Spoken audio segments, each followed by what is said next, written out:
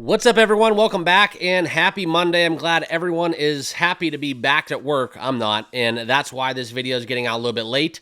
So we're going to try something a little different here. Made it a little instant premiere. We'll see how that affects your viewing pleasure. This is one of my favorite games of the year that I'm going to be betting. We have the Harbaugh Bowl just days ahead of Thanksgiving, which with the NFL and their lovely scheduling narratives that they go down, they have no problem fulfilling the Taylor Swift narrative as it suits their need. But explain to me why we don't have this game on Thanksgiving. I mean, what a better way to spend Thanksgiving and that holiday, that family holiday with the Harbaughs going toe-to-toe against each other once more for the third matchup between the brothers, John and Jim. We're going to talk about that. We're going to get down into all three phases of the game. Yes, we do have plays offensively, defensively, and special teams that I'm going to be explaining to you guys. Like I said, guys, this is one of my favorite games of the season thus far, to put together a little same game zinger. All right, we've been doing very well within these primetime same game parlay lottery tickets I like to come up with. If you guys have been following me on the Discord, we do cash these from time to time. They're not 100%, but we do hit something in the territory of a 10-1 to 21 range, usually every single primetime. I would say probably if it's not Thursday, it's one of the Thursday, Sunday, or Monday. If it's not two or three of the three games that are offered in prime time.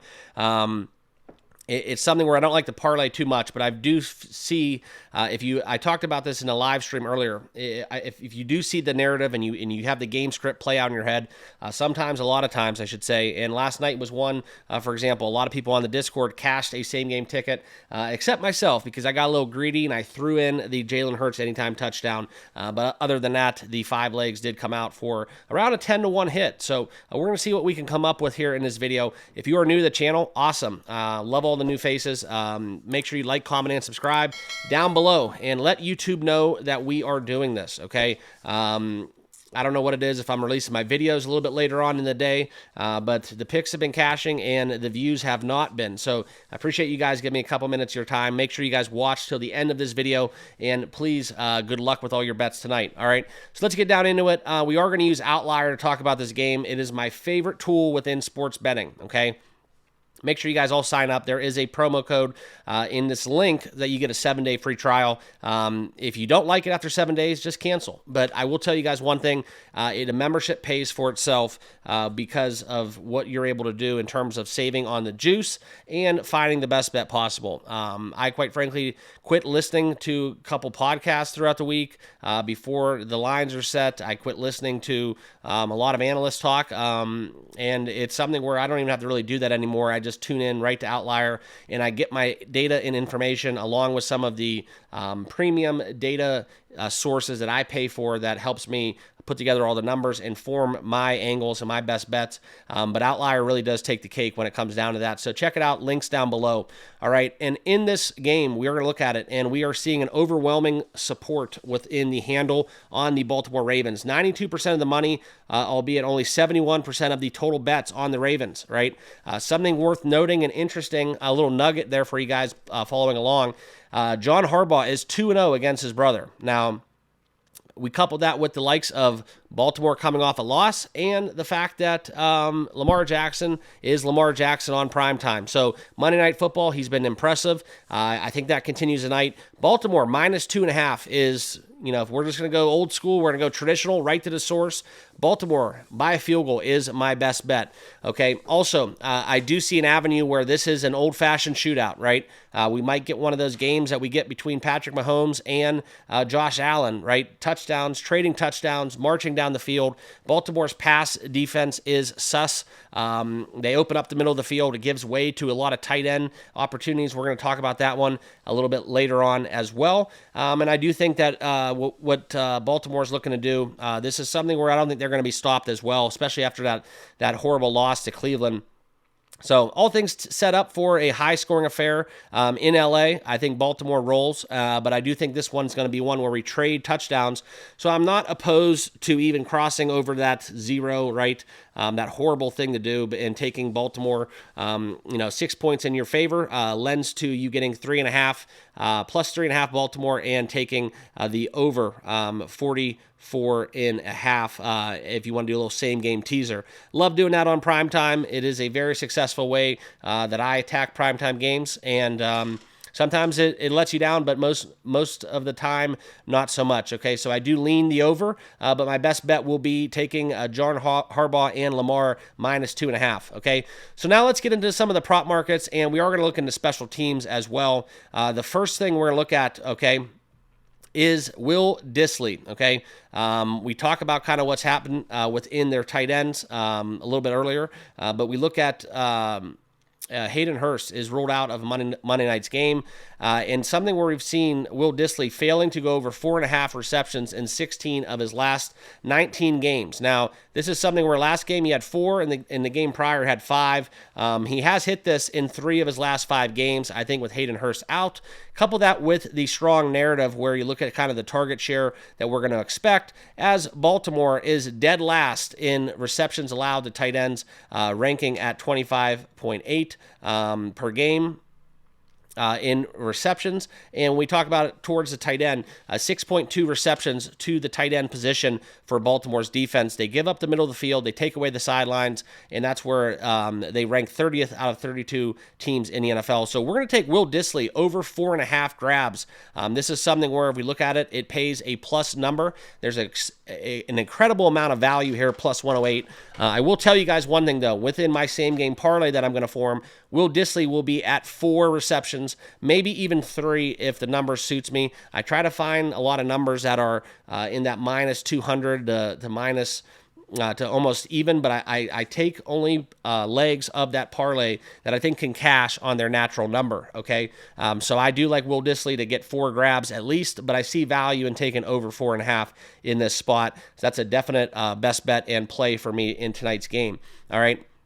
Next, let's go down that narrative with Justin Herbert. Okay, I talked a little bit about how I expect points, and Justin Herbert, by the numbers, has been absolutely fantastic. The only question mark I really have is Ladd McConkey is questionable with that injury. It's a nagging injury, and one where he does catch a lot of targets across the middle. And Baltimore does give you the middle of the field, but it's something where I'd hate to be running a crossing route with that attacking defense. We'll see what happens within their middle linebacker position. The defense goes as they go, and that's kind of where Baltimore has a question mark as well.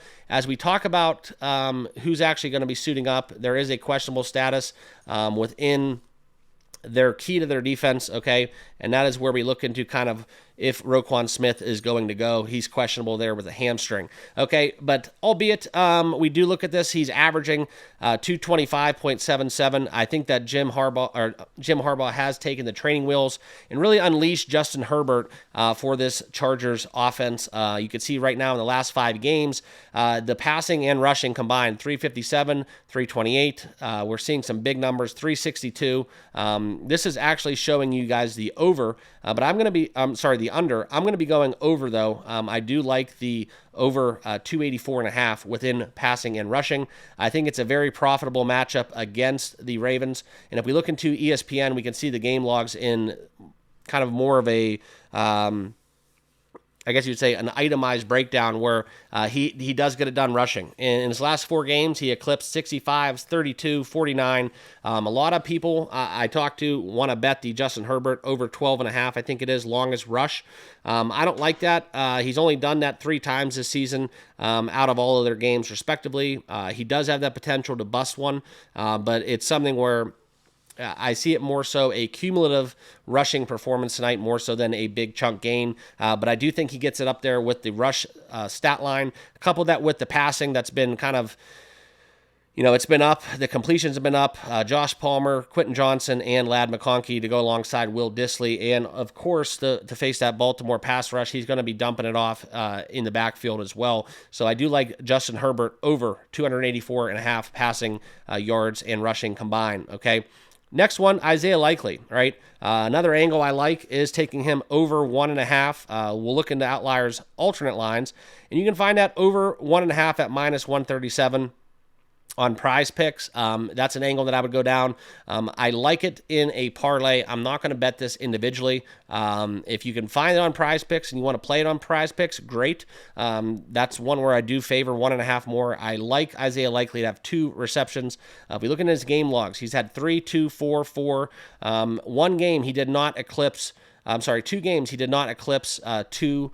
More than 2 receptions. So he's averaging 3.89. 4 is the median. And if we look in kind of how the Chargers fare against tight ends, they're sitting there at 25th, allowing 5.9 receptions to tight ends per game. Mark Andrews is healthy and active, so that's going to be something where he has to share that workload. But I do like Isaiah Likely in that spot.